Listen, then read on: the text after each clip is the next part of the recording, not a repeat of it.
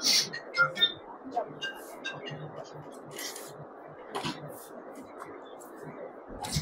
may I come in? Please come.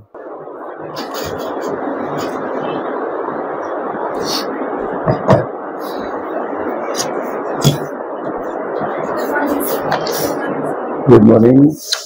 Please take your seat. Yes, sir. Nilakshi Sharma, Yes, sir. you have to be a little loud. Okay. Yes, sir. Tell us about yourself. So my name is Nilakshi Sharma. I was born in a village called Goramsung in Kamrup, rural district of Assam. After completing my schooling from a vernacular medium school, I went on to do my graduation in chemistry from Vibora College, Guwahati. And since then, I have been preparing for civil services examination. So it's going to be my second interview in APSC. Last year, I couldn't make it to the final list, sir. Did you come for mock earlier? Yes, sir, last year. Last year you came here. Yes, sir. Did we meet earlier? Yes, sir. Okay. So, because you're looking very familiar. কি হ'ল যোৱাবাৰ? Sir, মেইনছত মোৰ paper complete হোৱা নাছিলে 8টামান question 15 মাৰ্কছৰ এৰা গৈছিলে GS পেপাৰত final কাট অফত 12 মাৰ্কছৰ কাৰণে নাপালো ইণ্টাৰভিউ কিমান আছিল? 182 গুড মাৰ্ক। কাৰ বৰ্ডত আছিল? Nazrin ma'am. Nazrin 182 in Nasreen ma'am's board is good. Sir, ভালেই পাইছা নম্বৰ। তো কি সুধিছিলে যোৱাবাৰ? যোৱাবাৰটো মোৰ গাঁৱৰ কথা সুধিছিলে স্কুলিং য'ত মোৰ আছামিজ মিডিয়াম হয় স্কুলখন তো মানে ভিতৰুৱা স্কুল হয় তাৰ বিষয়ে সুধিছিলে দেন মোৰ ষ্ট্ৰেংথ কি হয় আৰু মানে প্ৰুভ কৰা সেইটো যিটো মই ক'লোঁ সেইটোৰ এনচাৰ তাৰপিছত আছামৰ ট্ৰাইবেল কমিউনিটিজবিলাকৰ কথা সুধিছিলে ফাৰ্ষ্ট চিভিল ছাৰ্ভিচত কিয় আহিব খোজা সেইটো ৰিলেটেড ফ'ল' আপ কুৱেশ্যন আছিলে ট্ৰাইবেল কি কমিউনিটিজ আছে মেজৰ তাৰপিছত ডিমা হাছাওত আমাৰ কিমানখন অট'নমাছ কাউন্সিল মানে এখন বন্ধ কৰি দিয়া বৰ চাউল আছে টোটেল আছামত কিমানখন অট'নমাছ ডিষ্ট্ৰিক্ট আছে সেইকেইখন সুধিছিলে নামকেইখন ক'ব দিছিলে আৰু বাকী এনে নৰ্মেল ইনফৰমেশ্যন বৰপেটা ডিষ্ট্ৰিক্টত যদি মই যাওঁ মানে কি এনেকুৱা ঠাই আছে তিনিখন নাম কোৱা য'ত মানে মই যাব পাৰিম তেনেকুৱা তুমি এতিয়া নুনমাটিত বামুণী মৈদামত থাকা হৈছে কোৱাৰ্টাৰত থাকোঁ কি কোৱাৰ্টাৰ? PHC পাব্লিক হেল্থ দেউতা কি কৰে? পাব্লিক হেল্থতে কাম পাব্লিক হেল্থতে কাম কৰে। মা হাউচৱাইফ অ'কে। তে এইবাৰ তুমি অকণমান আকৌ কনচেনট্ৰেট কৰা তোমাৰ যাতে 182 তলত এইবাৰ টোটেলি 180 ইয়েছ ছাৰ গতিকে তোমাৰ পাৰ্চেণ্টেজ ৱাইজ যাতে আৰু ইম্প্ৰুভ কৰা যাতে কমি নাযায় চ' ইউ শ্বুড কনচেনট্ৰেট অন আদাৰ থিংছ এবাউট আছাম ধৰি লোৱা Assam's economy social aspects, history, geography. একেবাৰে মাইণ্ডত ছেট কৰি লোৱা এইবিলাক বিশেষকৈ ইকনমিটো অকণমান চাবা তোমাৰ মতে এতিয়া অসমৰ ইকনমিটো কেনেকুৱা খুব ভাল নে মাজামাজি নে বেয়া?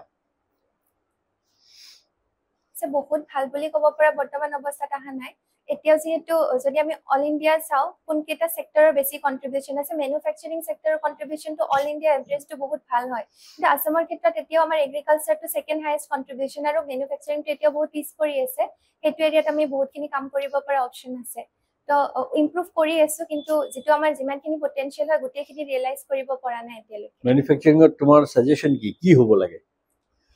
মেনুফেকচাৰিং ছেক্টৰটো বহুখিনি ডিপেণ্ড কৰে আমাৰ ইনফ্ৰাষ্ট্ৰাকচাৰৰ ওপৰত যিহেতু আমাৰ গাঁও এৰিয়াবিলাকৰ বহুতখিনি পটেঞ্চিয়েল আছে যেনেকৈ নলবাৰী ডিষ্ট্ৰিক্টৰ ফালে যদি চাওঁ বাঁহ বেতৰ সেইটো তাৰ কটেজ ইণ্ডাষ্ট্ৰী বেছ যিবিলাক আছে MSME ছেক্টৰটো তাত ইম্প্ৰুভ হোৱাৰ বহুত স্ক'প আছে চিমিলাৰলি আমাৰ যিখিনি ট্ৰাইবেল কমিউনিটিজ আছে তেওঁলোকৰ হেণ্ডলুমৰ ছেক্টৰটোত যদি আমি চাওঁ বিশেষকৈ তো সেইটো ছেক্টৰ তেওঁলোকৰ বহুতখিনি আমি ইম্প্ৰুভমেণ্ট কৰাব পাৰোঁ কিন্তু তাক মাৰ্কেটিঙৰ কাৰণে আমাক যিখিনি ইনফ্ৰাষ্ট্ৰাকচাৰ ফেচিলিটিজৰ দৰকাৰ হয় এতিয়াও সেইখিনি আমি ইমানখিনি এচিভ কৰিব পৰা নাই যাৰ কাৰণে আমি কিছু পিছ পৰি আছোঁ এই যে নতুন যে কিছুমান ইণ্ডাষ্ট্ৰী আহিবলৈ এতিয়া আমি শুনি আছো কি আহিব বাৰু? আটাইতকৈ মেজৰটো বৰ্তমান ছেমি কণ্ডাক্টৰ ইণ্ডাষ্ট্ৰী যোনটো আমাৰ জাগিৰত আগৰ পেপাৰ মিলটোৰ ঠাইত যিটো হ'ব সেইটোৰ কাৰণে বেছিকৈ কথা চলি আছে তাৰ উপৰিও আৰু মেজৰ তেনেকৈ মোৰ মনত পৰা নাই চিমেণ্ট ইণ্ডাষ্ট্ৰী কিবা হ'বনে? ডালমিয়াই কৈ আছে তেওঁলোকে এতিয়া ইয়াত ইণ্ডাষ্ট্ৰী ছেট আপ কৰিব ফুড প্ৰচেছিং অলপ এইবিলাক চাই ল'বা কি নতুন ইণ্ডাষ্ট্ৰী অহাৰ আমাৰ প্ৰস্পেক্টছ আছে আমাৰ ইনফ্ৰাষ্ট্ৰাকচাৰটো কেনেকুৱা? ইজ ইট এডিকুৱেট সাফিচিয়েণ্ট নে কৰিবলগীয়া বহুত আছে? যদি কৰিবলগীয়া আছে ক'ত ক'ত কৰিব লাগিব? ইনফ্ৰাষ্ট্ৰাকচাৰৰ ক্ষেত্ৰত যদি কওঁ, বৰ্তমান আমাৰ যিবিলাক যেনেকৈ আমাৰ মাছখোৱাৰ পৰা উত্তৰ গুৱাহাটী সংযোগী যেনেকুৱা ব্ৰিজ বিলাক আছে, তো নৰ্থ গুৱাহাটীৰ পৰা ডিষ্টেঞ্চটো গুৱাহাটীলৈকে বহুত বেছি হয়। সেইকাৰণেও সেই এৰিয়াটোৰ যিবিলাক আমাৰ ভিলেজ বেছ ইণ্ডাষ্ট্ৰী আছে, উইমেন চেণ্ট্ৰিক যিবিলাক ইণ্ডাষ্ট্ৰী হয় বা ফুড প্ৰচেছিঙে হওক লাগিলে, তেনেকুৱা ইণ্ডাষ্ট্ৰীবিলাকেও মানে প্ৰপাৰ মাৰ্কেটিং ফেচিলিটিজ পোৱা নাই। তো ইনফ্ৰাষ্ট্ৰাকচাৰৰ ক্ষেত্ৰত সেইখিনিত অলপ কাম কৰিবলগীয়া আছে, যাতে আমি ভিতৰুৱা অঞ্চলবোৰক ভালকে গুৱাহাটী বা মেইন টাউনখিনিৰ লগত য'ত আমাৰ মাৰ্কেট ফেচিলিটিজ ভাল হয় তাৰ লগত সংযোগ কৰিব পাৰোঁ। তেনেকে শুৱালকুছিৰ পৰা যোনখন আমাৰ ব্ৰিজ হৈ আছে সেইখনো এটা ভাল পদক্ষেপ বুলি মই ক'ম। তাৰ উপৰিও ইনফ্ৰাষ্ট্ৰাকচাৰৰ ক্ষেত্ৰত আমাৰ railway, Assam north east frontier ৰেলৱেৰ ক্ষেত্ৰত যদি চাই, ইলেক্ট্ৰিফিকেশ্যনৰ ওপৰত গুৰুত্ব দি থকা হৈছে বৰ্তমান। তো সেইটো এটা ভাল এৰিয়া হয়। তাৰ উপৰিও আৰু ৰাস্তা ঘাটৰ ক্ষেত্ৰত কিছু কাম কৰিবলগীয়া আছে, কাৰণ এতিয়াও ট্ৰেফিক মেনেজমেণ্টৰ যিটো আমি এচিভ কৰিব লাগে সেইখিনি ইমানখিনি এচিভ কৰিব পৰা নাই। তো সেইটো ক্ষেত্ৰত আৰু কাম কৰাৰ প্ৰয়োজন আছে। এই ইলেক্ট্ৰিফিকেশ্যন কথা তুমি ক'লা ৰেলৰ, এতিয়া এটা নতুনকৈ প্ৰব্লেম দেখা দিছে যে ইলেক্ট্ৰিফিকেশ্যন হ'লে এইবিলাকত যেতিয়া চাৰ্জ কৰি দিব লাইনবিলাক, কিছুমান জন্তুৰ প্ৰব্লেম হ'ব। কোন এৰিয়াত এই প্ৰব্লেমটো আহি আছে? আটাইতকৈ যোনটো কণ্ট্ৰভাৰ্চি হৈ আছে সেইটো হলঙাপাৰ গিবন অভয়াৰণ্যক লৈ পেলাই হৈ আছে। তাত যিটো অলমষ্ট 2 কিলোমিটাৰৰ যিটো ৰেল লাইন হয়, হলঙাপাৰ গিবনৰ মাজেৰে গৈ আছে। সেইটো যোৱাৰ কাৰণে তাত যিটো এবৰিয়েল আমাৰ গিবনৰ যিটো স্পেচিছ হয়, সিহঁত এবৰিয়েল হয় আৰু ট্ৰিৰ মানে কেনপিৰ থ্ৰুৰে সিহঁতে বেছিকে যিহেতু মুভমেণ্ট কৰে, তাহাঁতৰ মানে লাইফৰ প্ৰতি এটা থ্ৰেট অহাৰ কাৰণে এনভাইৰনমেণ্টেলিষ্ট বিলাকৰ ফালৰ পৰা অকণমান প্ৰটেষ্ট হৈ আছে সেইটো ক্ষেত্ৰত। এইটো যদি ডাবল লাইন হৈ যায় কি হ'ব?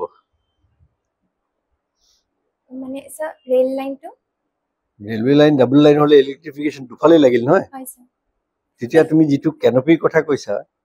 কেনপিটো থাকিবনে? কাৰণ তেতিয়াতো তোমাৰ ডাবল কেনপি লাগিব নে? হয় স্যাৰ। সো এইটো বাইফাৰ্কেট হৈ যাব। তো অলমষ্ট দুটা ডিফাৰেণ্ট আইলেণ্ড হৈ যোৱাৰ কাৰণে সিহঁতৰ ফাৰ্ডাৰ যিটো আমাৰ জেনেটিক যিটো আমি যদি কওঁ যে নেক্সট প্ৰজন্মলৈকে মানে যেতিয়া ছেপাৰেশ্যন হ'ব সিহঁতৰ নেক্সট জেনেৰেশ্যনত মানে জিনৰ যিটো আমি ট্ৰান্সফাৰৰ কথা কওঁ তাৰ ক্ষেত্ৰত কিছু প্ৰব্লেম আহিব। মানে অভাৰঅল পপুলেশ্যনটো ইম্পেক্ট হ'ব। এবৰিয়েল যিবিলাক 8টা তাত স্পেচিছ পোৱা যায়, তো 8টা স্পেচিছৰ ওপৰতে তাৰ ইম্পেক্ট পৰিব। তোমাৰ মতে এই আমি জীৱ জন্তুৰ সুবিধাটো বেছি চাব লাগে নে মানুহৰ সুবিধাটো চাব লাগে? ইলেক্ট্ৰিফিকেশ্যন এটচেট্ৰা বা মডাৰ্ণাইজেশ্যন, ইণ্ডাষ্ট্ৰিয়েলাইজেশ্যন, এইবিলাকত আমি কোনটো বেছি জৰুৰী বুলি তুমি ভাবা? দুইটা বস্তু আমাক লাগিব। ডেভেলপমেণ্ট সাপোজ দুইটা বস্তু নহয়, এইটো কৰিলে সিটোত হেম্পাৰ হয়, সিটো কৰিলে এইটোত হেম্পাৰ হয়, তোমাৰ মতে কি কৰিব লাগে? যদি স্যাৰ গিবন অভয়াৰণ্যৰ ক্ষেত্ৰতে স্পেচিফিকেলি ক'ব যাওঁ, দেন তাত এনভাইৰনমেণ্টটো বেছি প্ৰায়ৰিটাইজ কৰিব পৰা অপশ্যন আছে আমাৰ। যিহেতু ৰেল লাইনটো অলমষ্ট 2 কিলোমিটাৰ 1.65 কিলোমিটাৰ মান হ'ব। তো তাক যদি আমি অভয়াৰণ্যৰ ভিতৰৰ পৰা উলিয়াই বাহিৰত আকৌ ৰিপ্লেন কৰিব পাৰোঁ, সেইটো অপশ্যন যিহেতু আছে তাত, সেইটো আমি বেছিকে কৰা দৰকাৰ। কাৰণ তাত যদি গোটেই ইক'চিষ্টেমটো আমি বজাই নাৰাখোঁ, ডেফিনেটলি অসমৰ ওপৰত তাৰ বহুত বিৰূপ প্ৰভাৱ পৰিব। Even if the railway line, shifting of the railway line will cost a huge sum, মোৰ মতে কৰিব লাগে নে নালাগে? কৰিব লাগে স্যাৰ, কাৰণ যদি আমি ৰেলৱে লাইন শিফট কৰোঁতে আমি দেখিছোঁ যে হিউজ সামটো ডেফিনেটলি যাব, কিন্তু এইটো শৰ্ট টাৰ্মৰ কাৰণেহে আমি চাই আছোঁ। লং টাৰ্মত যদি চাওঁ, যদি তাৰ ইক'চিষ্টেমটো লছ হৈ যাব লাগে, তেতিয়া তাৰ যিটো ইকনমিক ইম্পেক্ট হ'ব সেইটো হয়তো ইয়াতকৈ বেছি বেয়া হ'ব। তো শৰ্ট টাৰ্মত আমি সেইখিনি ইনভেষ্টমেণ্ট ডেফিনেটলি কৰিব পাৰোঁ। তাৰমানে আমাৰ যিখিনি এতিয়া ফ্ল'ৰা এণ্ড ফ'না আছে, সেইখিনি আমাৰ গোটেই কাভাৰটো ৰাখিবৰ কাৰণে, বচাই ৰাখিবৰ কাৰণে আমি কিছুমান কাম বন্ধ কৰিব লাগিব বা কিছুমান কাম হ'ব দিব নালাগিব। আমাৰ ইনফ্ৰাষ্ট্ৰাকচাৰ বাঢ়িব কেনেকৈ? কমিউনিকেশ্যন লিংক বাঢ়িব কেনেকৈ? স্যাৰ চবতে সেইটো দিগদাৰী নহয়। মানে এনভাইৰনমেণ্ট আৰু ইকনমি দুইটা কনফ্লিক্টিং কিছুমান ৰিজনতহে হয়। তো তাত যদি আমি প্ৰপাৰ প্লেনিং বা যিবিলাক আমাৰ মডাৰ্ণ টেকনলজি আছে তাক যদি ইউজ কৰোঁ, তেতিয়া হয়তো সেই কনফ্লিক্টটো নহ'ব। এই যে গছ কাটাৰ কথাবিলাক ওলাল, দীঘলী পুখুৰী, ভৰলুমুখ ইত্যাদি ইত্যাদি বেলেগ বেলেগ ঠাইত, গোৱালপাৰা যাওঁতে ৰাস্তাত, তাত তোমাৰ মতামত কি? আমাক লাগে নে নালাগে সেই ৰাস্তাবোৰ বা ফ্লাইঅভাৰবোৰ? স্যাৰ ৰাস্তাটো লাগে। কিন্তু দীঘলী পুখুৰীৰ কথা যদি স্পেচিফিকেলি কওঁ তাত আমাৰ যিখিনি গছ আছে প্ৰায় 200 বছৰ পুৰণি গছো তাত আছে গতিকে কাৰ্বন সিকুৱেষ্ট্ৰেচনৰ যিটো কেপাচিটি হয় এডাল পুৰণি গছৰ সেইটো নতুন গছ ৰুই যিহেতু আমি তাক কৰিব আকৌ মানে এডজাষ্ট কৰাটো প্ৰব্লেমেটিক হ'ব সেইকাৰণে তাত আমাৰ অপচন আছিলে যে আমি যিখন ব্ৰিজ আছে দীঘলী পুখুৰী সেই এৰিয়াটোত আমাৰ সিমান বেছি ট্ৰাফিকৰ ইছ্যু নাই যেহেতু কেইবাটাও ৰোড আছে আমাৰ হাইকোৰ্ট হয় বা দীঘলী লতাশিলৰ ফ্ৰণ্টেৰেও তেনেকুৱা বহুতখিনি ৰোড আছে এইখিনি তো ইমান বেছি মই ট্ৰেফিক প্ৰব্লেম তাত দেখা নাই গতিকে ব্ৰিজখন যদি আমাৰ বৰ্তমান যেটো ৰবীন্দ্ৰ ভৱনৰ সন্মুখতে কৰাৰ ডিসিশন তেওঁলোকে লৈছে তো সেইটো দুইটা ব্যালেন্স কৰি পেলাই এটা ডিসিশন লোৱা হৈছে তো তেনেকুৱা অপচন একেটা লজিক আমি বেলেগ বিলাকতে ইউজ কৰিব পাৰো না এই যে গোৱালপাৰালৈ যোৱা ৰাস্তা তাততো বহুত গছ কাটাৰ বিষয়ে মানুহে কৈ আছে যে এইটো ঠিক হয় নহয় কৰিব নালাগে হয় স্যাৰ আমাৰ ৰাস্তাটো বহল কৰিব লাগে নে নালাগে স্যাৰ ৰাস্তাটো ডেফিনেটলি বহল কৰিব লাগে কিন্তু একে সময়তে গছখিনি নাকাটি যদি আমি বেলেগ তাক আকৌ বেলেগকে ট্ৰান্সপ্লান্ট কৰা আজিকালি তেনেকুৱা টেকনিক ওলাইছে যে ডাঙৰ গছ হলেও তাক আমি উঠাই নি বেলেগত যদি আকৌ ৰুব পাৰো তেনেকুৱা যেহেতু সিস্টেম আছে অকনমান বেছি কষ্টি হয় কিন্তু লং টাৰ্মত যদি তাৰ ইকোনমিক ইম্পেক্টটো চাই পেলাই আমি তেনেকুৱা অপচন বিলাক চাই লওঁ আগতে তেতিয়া হয়তো এইটো তুমি দেখিছা নেকি ক'ৰবাত ট্ৰান্সপ্লান্ট কৰা গছ স্যাৰ আমাৰ বেংগলোৰত তেনেকুৱা কৰিছিলে আগতে মই শুনিছো মানে অসমত দেখা নাই দেখিছা নেকি দেখা নাই স্যাৰ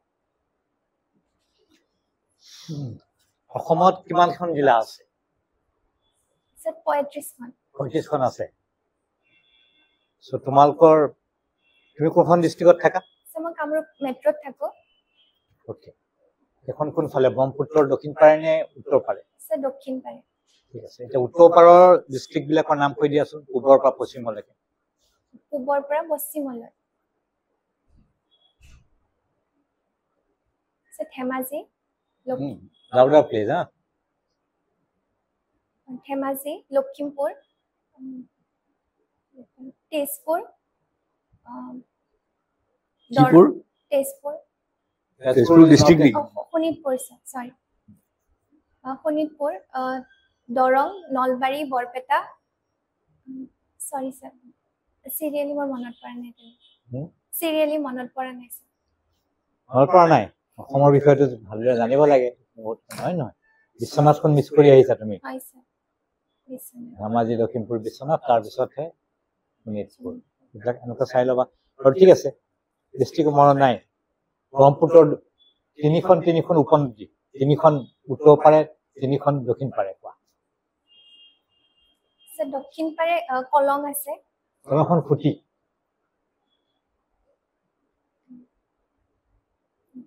উত্তৰ পাৰৰ পৰা সোৱণশিৰি আছে জিয়া ভৰলি আছে জিয়া ধনশিৰি আছে ধনশিৰিখন সেইপিনে যাম এনিমি মানস বা পাগা দিয়ে ক'ব পাৰিলা এটা দক্ষিণ পাৰে আহা দক্ষিণ পাৰে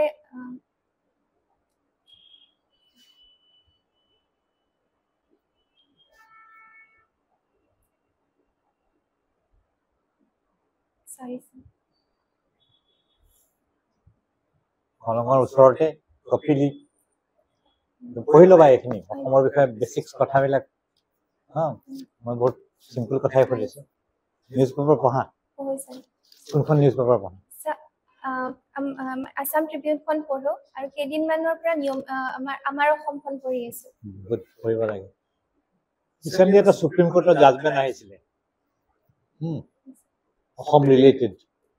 সেইটো বিষয়ে জানা নেকি অসম ৰিলেটেড হয়তো আপুনি যেটো আমাৰ অসম আসাম একৰ্ডৰ আণ্ডাৰত 6 শেডিউলটোৰ কথা য'ত আছে 6টা অনুসূচী যেটো আছে আসাম একৰ্ডত তাক যেটো আমাৰ কনস্টিটিউশনাল ভ্যালিডেশনটো তেওঁলোকে আপহোল্ড কৰিছে সুপ্ৰিম কোৰ্টে আপুনি হয়তো এটোৰ কথা কৈছে কি আছিল ন প্ৰভিজনটো কি আছিল আৰু হেতু কিয় চ্যালেঞ্জ হৈ গৈছিল সুপ্ৰিম কোৰ্টত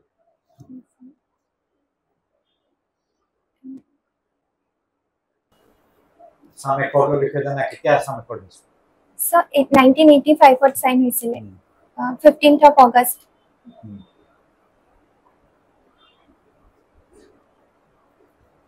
মনত পৰা নাই আসাম একৰ্ডৰ আটাইতকৈ ইম্পৰ্টেন্ট ষ্টেডিয়াম ফিচাৰটো কাট অফ ডেট বুলি ৰিলেটেড কিহৰ বিষয় আছিল আসাম একৰ্ডটো কিহৰ ওপৰত আছিল আসাম একৰ্ডটো আছিল যিবিলাক আমাৰ বিদেশী নাগৰিকৰ বহিষ্কৰণক লৈ পেলাই আছিল আসামৰ কালচাৰ বা আমাৰ যে ইকনমিক যেটো হয় আমাৰ ইন্ডিজিনাস মানুহখিনিৰ কাৰণে যাতে আমি তাক প্ৰিজাৰ্ভ কৰি ৰাখিব পাৰো সো এখানে এই চুক্তিটো কি আছিল সো 6 শিডিউলটো মানে আসাম একৰ্ডৰ 6 শিডিউলত 1971 টো যেটো কাট অফ ডেট আছিল তাক লৈ পেলাই হয়তো মোৰ পৰা নাই বলা পঢ়িব লাগে ঠিক আছে আৰু হেতু পাহৰি গলা সিটিজেনশিপ এমেন্ডমেন্ট এক্ট 2019 এটো মনত আছে নেকি সেটা কাট অফ ডেটটো মনত নাই নাই সিটিজেনশিপ এমেন্ডমেন্ট এক্ট কি আছিল মানে 2014 চনৰ 31 ডিসেম্বৰ লৈকে যিসকল নাগৰিকে ভাৰতত প্ৰৱেশ কৰিছে তেওঁলোকক ভাৰত মানে পাঁচটা বিশেষ তেওঁলোকে ৰিলিজন ধৰি দিছিলে হিন্দু বুদ্ধিজম তাৰপিছত জৈনিজম তেনেকে পাঁচটা ৰিলিজনৰ মানুহখিনি কেটা ৰিলিজন বুলি কলা পাঁচটা ছটা মানে এনিৱে আৰু কি আছিল এটা এইটো ছটা ৰিলিজন আৰু এটা কেখনমান কান্ট্ৰি ইনভলভ আছিল না হৈছে পাকিস্তানক বাদ দি পেলাই বাকি আমাৰ সৰি পাকিস্তান আফগানিস্তান বাংলাদেশৰ পৰা যিখিনি তাত ৰিলিজিয়াছ পাৰসিকিউচনৰ বলি হোৱা যিখিনি আমাৰ এই ছটা ৰিলিজনত বিলং কৰা যিখিনি মানুহ তেওঁলোকক নাগৰিকত্ব প্ৰদান কৰাৰ কথা আছিল যিবিলাকৰ কাৰণে কাট অফ ডেট আছে 31/14 ইনি ভাৰতীয় নাগৰিকত্ব পাবৰ কাৰণে কাট অফ ইয়েৰটো কি আছে সব ভাৰতৰ সংবিধান মতে ভাৰতীয় সংবিধানত 1950 লৈকে কাট অফ ডেটটো দিয়া আছে 1950 ৰ হিচাপত দিয়া আছে মই এক্সাক্ট ডেটটো পাহৰিছো anyway তাৰপিছত ফাইনান্স কমিশন জানানি কি হৈছে ফাইনান্স কমিশন ইণ্ডিয়ান কনষ্টিটিউচনৰ আৰ্টিকল নম্বৰ 280 ৰ আন্ডাৰত আমাৰ কনষ্টিটিউট কৰা যায় যাতে আমাৰ যেটো গভৰ্নমেন্ট অফ ইণ্ডিয়াৰ ফালৰ পৰা যেটো নেট প্ৰসিড থাকে তাক নেট কি থাকে নেট যেটো তেওঁলোকৰ টেক্সেশন থাকে নেট প্ৰসিড যেটো বাকি থাকে টেক্সেশনৰ পিছত মানে টেক্স লোৱাৰ পিছত তাত যিখিনি খৰচ হৈছে সেইখিনি বাদ দি যিমানখিনি তেওঁলোকে শেয়াৰ কৰিবলগীয়া থাকে কিটো মানে কি হয় বেসিছত শেয়াৰ কৰা হ'ব বাকি ষ্টেট বিলাকৰ লগত হেতু তেওঁলোকে নিৰ্ধাৰণ কৰে কিমান পাৰ্চেন্টেজটো প্ৰথমে নিৰ্ধাৰণ কৰে তাৰ পিছত ঠিক আছে আৰু বাৰু মোৰ অসমৰ কেজনমান এনেকুৱা ব্যক্তি নাম কবা মই সেক্টৰটো কৈ দিম যিসকলৰ কন্ট্ৰিবিউশন অৱদান অসমৰ হেকিটা সেক্টৰত অন্যতম এটা হল সোশিও ৰিলিজিয়াছ সমাজ ধৰ্মীয় অসমীয়া সমাজখন বনোৱা গ্ৰহণ কৰা তাৰপিছত হৈছে অসমীয়া ভাষা সাহিত্য আৰু অসমীয়া পলিটিক্যালি এই তিনটা সেক্টৰত কাৰ নাম মনলৈ আৰু কিয় আহে অন্যতম সোশিও ৰিলিজিয়াছ বুলি ক'লে শ্ৰীমন্ত শংকৰদেৱ তেখেতে অসমীয়া মানে অসমৰ সমাজ ব্যৱস্থাটোক কিছুমান কুসংস্কাৰৰ পৰা মুক্ত কৰিবৰ কাৰণে যিখিনি পদক্ষেপ লৈছিলে তাৰ বাবে তেখেতৰ অন্যতম বুলি মই ভাবো তেখেতৰ কন্ট্ৰিবিউশন কি পদক্ষেপ যেনেকে আমাৰ ব্ৰাহ্মণিজমৰ হেতু সময়ত বহুত বেছি ৰিচুৱেলিস্টিক যেটো হয় হিন্দুইজমত ৰিচুৱেলছ বিলাকৰ কিছুমান বহুত প্ৰভাৱ আছিল যেনেকে বলি বিধান আদি তো শংকৰদেৱৰ যেটো ধৰ্ম প্ৰচাৰ কৰিছিল যাতে সাধাৰণ মানুহেও ধৰ্ম বৰ্ণ নিৰ্বিশেষে জাতি বৰ্ণ নিৰ্বিশেষে তেওঁলোকে আহি পেলাই মানে হিন্দু ধৰ্মটো সহজ ৰীতি নিয়মৰ মাজেৰেও যাতে ভগৱানৰ লগত যাতে একত্ৰিত হ'ব পাৰি তেনেকুৱা এটা ধৰ্মটো প্ৰচাৰ কৰিছিল নাম কি আছিল নৱ বৈষ্ণৱ ধৰ্ম বা একশৰণ নাম ধৰ্ম বুলি কয় সেকেন্ড স্যাৰ আপুনি সাহিত্যৰ ক্ষেত্ৰত কৈছিল ইনষ্টিটিউশন কেইটামান কৈছিল কৈ দিব লাগে না কোটাহি একত্ৰিত হৈছিল নামঘৰ সত্ৰ ঠিক আছে বাৰু শংকৰদেৱৰ বুজিলো এতিয়া আহিলে যোৱা অসমীয়া ভাষা সাহিত্য কাৰ নাম মনলৈ আহে কাৰ নাম দুই তিনিজনৰ নাম ল'বা ডক্টৰ বীৰেন্দ্ৰ কুমাৰ ভট্টাচাৰ্য ছাৰৰ নাম প্ৰথম মনলৈ আহে কাৰণ প্ৰথম জ্ঞানপীঠ বঁটা বিজয়ী হয় প্ৰথম অসমীয়া হয় তেখেত গতিকে প্ৰথম অসমীয়া ভাষাটোৰ সাহিত্যটোৰ প্ৰতি লিটাৰেচাৰৰ ক্ষেত্ৰত তেখেতৰ যিখিনি অৱদান সেইকাৰণে তেওঁৰ কন্ট্ৰিবিউশন তাত বহুত বেছি হয় আৰু কেইজন স্যাৰ তেওঁ তো আছে আৰু দুই তিনিজনৰ নাম কাৰ আহে মামনি ৰয়ছম গোস্বামী বাইদেউ বা পিছলৈ যাব পাৰা নেকি তেওঁটো বাৰু এই অসমীয়া ভাষাৰ এটা সময় আছিল যেটো সংকট আহিছিল অসমীয়া ভাষাটো বহুত তো সময়ত লক্ষ্মীনাথ বেজবৰুৱা বা জোনাকী যুগৰ যিসকল আমাৰ তিনিগৰাকী যি ত্ৰিমূৰ্তি বুলি আমি তেওঁলোকক কওঁ তেওঁলোকৰ অৱদান কোন কোন আছিলে ত্ৰিমূৰ্তি জোনাকী যুগৰ ত্ৰিমূৰ্তি লক্ষ্মীনাথ বেজবৰুৱা চন্দ্ৰকুমাৰ আগৰৱালা আৰু হেমচন্দ্ৰ গোস্বামী হয় না কাৰ অৱদান বেছি বুলি ভাবা মানে কম্পেয়াৰ কৰি পেলাই তুমি যদি আমাৰ জ্ঞানপীঠ উইনাৰ কেইজনৰ ভাবানে সেই সময়ৰ কেইজনৰ বেছি বুলি ভাবা সো সেইখিনি সময়খিনি বেছি বুলি কম কাৰণ সেইটো সময়ত অসমীয়া সেইটোৱে তোমাক আমি বুজাব খুজিছো প্ৰিয়ৰিটি ৱাইজ ভাবিব লাগিব পলিটিকেল ফিল্ডত সো অসমৰ প্ৰথম মুখ্যমন্ত্ৰী গোপীনাথ বৰদলৈদেৱ তেখেতৰ অৱদান যথেষ্টখিনি বুলি ভাবো বিশেষ অৱদানটো কি আছিল বিশেষ অৱদান আছিল যে এইটো সময়ত অসমক যে বংগৰ লগত মানে তেওঁলোকে ভাগ কৰিছিলে গোটেই ভাৰতবৰ্ষখনক মানে ইণ্ডিপেণ্ডেন্সৰ পিছত তেওঁলোকে অসমৰ হয়তো সেইটো সময়ত বেংগলৰ লগত গুচি গ'লহেঁতেন যদিহে তেওঁ মানে অসম যে এটা অসমৰ সংস্কৃতি সভ্যতা যে সম্পূৰ্ণ পৃথক আৰু ভাৰতৰ লগত তাৰ বেছি মিল আছে মোৰ লাষ্ট কোৱেশ্চন তুমি পেপাৰ পঢ়া বুলি কৈছা অসমত যোৱা দুমাহত উল্লেখযোগ্য ঘটনা ইনক্লুডিং গভৰ্ণমেণ্ট স্কিম কোৱা দুটা তিনিটা অলপ সময় পাম নেকি ভাবিবৰ কাৰণে অলপ সময় পাম ঠিক আছে লোৱা বাৰু 5 seconds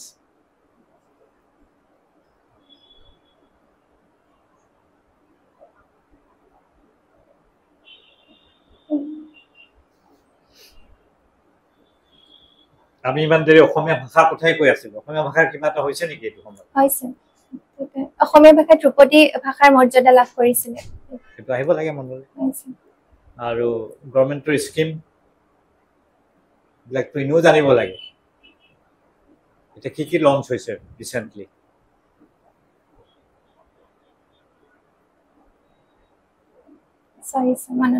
নিযুত মইনা আত্মনিৰ্ভৰশীল অসম নীলাক্ষী তোমাৰ বাকীখিনিতো ঠিকেই দেখিছোঁ মই অলপ চলপ আৰু ব্ৰাছ আপ কৰিব লাগিব বিশেষকৈ তোমাৰ এই তেখেতে সোধা শেষৰ ফালৰ প্ৰশ্নবিলাক বৰ প্ৰয়োজনীয় প্ৰশ্ন আছিলে সেইখিনিলৈ চাই ল'বা তোমাৰ বাকীখিনি ইণ্টাৰভিউ এপিয়াৰ কৰিবলৈ তোমাৰ যিখিনি প্ৰয়োজন সেইখিনি তুমি নিশ্চয় ইতিমধ্যে কি যোৱাবাৰ কি পিন্ধি গৈছিলা চাদৰ মেখেলা কেনেকুৱা তোমাৰ সৰু হৈ গৈছে অলপ কনফিডেন্স লুজ কৰিছে ডাঙৰকে কোৱা মুগা কালাৰ আছিলে চিম্পল মুগাৰ নহয় মানে ৰংটো মুগা বৰণীয়া আছিলে নৰ্মেল বোৱা চাদৰ মেখেলা সূতাৰ মেখেলা চাদৰে পিন্ধি যাবা এইবাৰ আৰু বাকী তোমাৰ ঠিকে আছে আজি আহোঁতে চুলিখিনি বোধ কৰোঁ বতাহত অলপ হেৰি হৈছে নেকি অলপ সেইদিনা চাই পেলাই যাবা ভিতৰলৈ কোনো ধৰণৰ অৰ্নামেণ্টছ নিপিন্ধিবা জুৱেলাৰী দৰকাৰ নাই আৰু তোমাৰ মাতটো সেইটো ক'লে ময়ো আৰম্ভণিতে কৈছোঁ মাতটো অলপমান তোমাৰ বঢ়াব লাগিব মাতটো কম আছে মাতটো বঢ়োৱাৰ কাৰণে এইবাৰ কোনদিনা আছে ইণ্টাৰভিউ 26ত হ'লেও অলপ সময় আছে তুমি মাতটো বঢ়োৱাৰ কাৰণে কৰা তুমি ওমকাৰা কৰা এইকেইদিন ওমকাৰা জানা নাই মই যোৱাবাৰ কৈছোঁ তোমাক মাটিত বহিলে ৰাতিপুৱা কুমুদি পেলাই ওম শব্দটো দীঘলীয়াকৈ ক'ব লাগে ওম সেইটো কৰিলে বহুতবাৰ যেতিয়া কৰিবা বেছ ভইচত কৰিবা একদম তেতিয়া হ'ব কি তোমাৰ ভইচটো ইম্প্ৰুভ কৰিব লগতে লাং পাৱাৰটো ইম্প্ৰুভ হ'ব যিমানে দীঘলীয়া কৰিবা সিমানে লাং পাৱাৰ ইম্প্ৰুভ কৰিব আৰু তোমাৰ তেজটো ওপৰলৈ গৈ ব্ৰেইনটো ৱাছ কৰি দিয়ে নহয় তেতিয়া হয় কি ক্লেৰিটি আহে মাইণ্ডলৈ মনত ৰাখিব পৰা হেৰিটো আহে ঠিক আছে এইখিনি কৰিলে তুমি অলপমান আৰু ফিজিকেলি তোমাৰ বেটাৰ হ'ব আৰু তোমাৰ মুখত মই হাঁহি দেখা নাই বাৰু একদম চিৰিয়াছ হৈ আছা যেন নাৰ্ভাছ হৈছে এনেকুৱা লাগে দেখিলে সেইটো হ'ব নিদিবা অকণমান হাঁহিৰ এটা ৰেঙনি লাগে ঠিক আছে যাতে তোমাৰ পৰা মানে পজিটিভ এটা ভাইব আহে হাঁহিটোৱে মানুহৰ মুখখন ধুনীয়া কৰে তুমি এনেও ধুনীয়া তাতে হাঁহি দিলে আৰু ধুনীয়া লাগিব সেইখিনি কৰিবা বাকী আৰু তোমাৰ কিবা সুধিবলগীয়া আছে তুমি এবাৰ ইণ্টাৰভিউ দিছাই ভালেই নম্বৰ পাইছা অসম স্পেচিফিক ছাৰে যিটো ক'লে লাষ্ট ইয়াৰো মোৰ তেনেকুৱা আছিলে দিলীপ বৰা ছাৰে কৈছে অসমৰ নলেজটো মানে মোৰ অকণমান কম হয় মানে ফেকচুৱেল যেতিয়া বস্তুবিলাক সোধে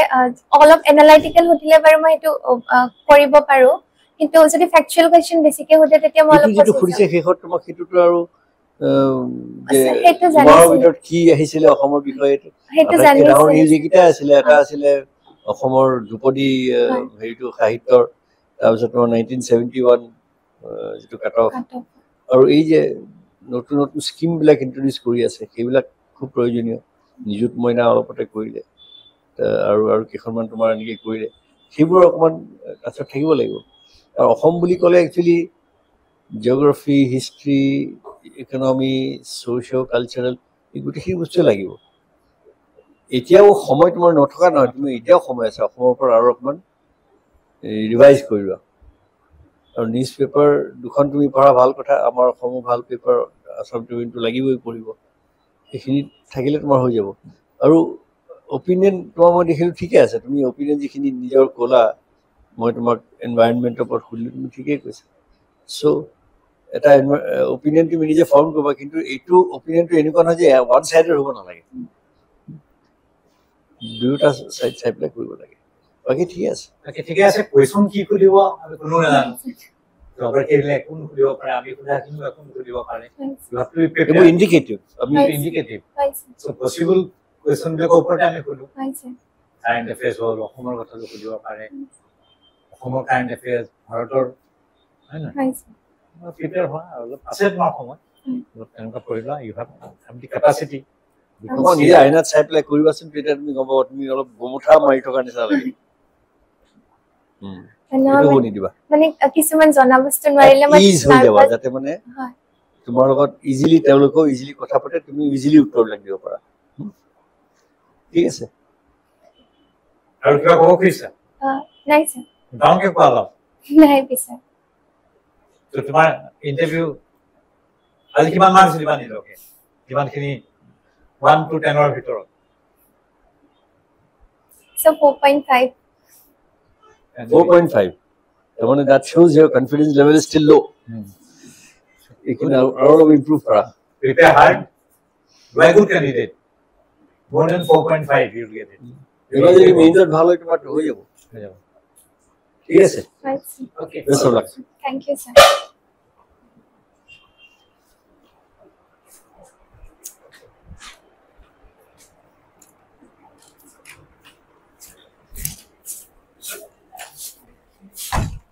Oh my goodness.